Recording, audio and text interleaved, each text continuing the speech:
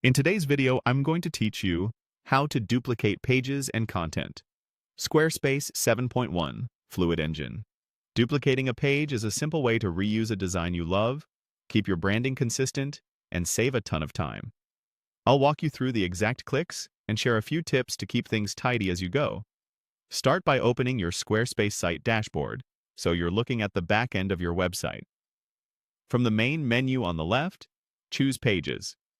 This is where all your navigation and content pages live, including any not linked pages you use as templates or drafts. Find the page you want to copy.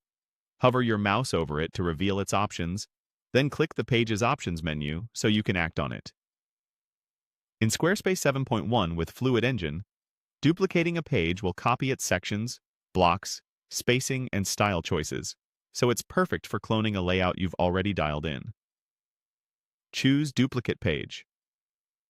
Squarespace will ask you to confirm, and this is just making sure you really want to create a new copy. Click Confirm to proceed. In a moment, you'll see a duplicate appear in your Pages panel.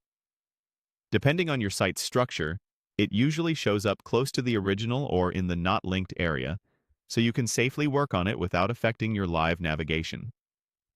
Give the new page a clear name so you can find it later. Type in the name you want to use. Something descriptive like Services Copy or Landing Page Template works well.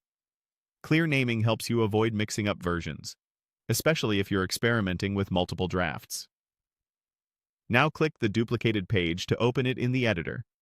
You'll see the full layout carried over. Your Fluid Engine sections, columns, images, and text blocks are all there. From here, swap in new text and images, adjust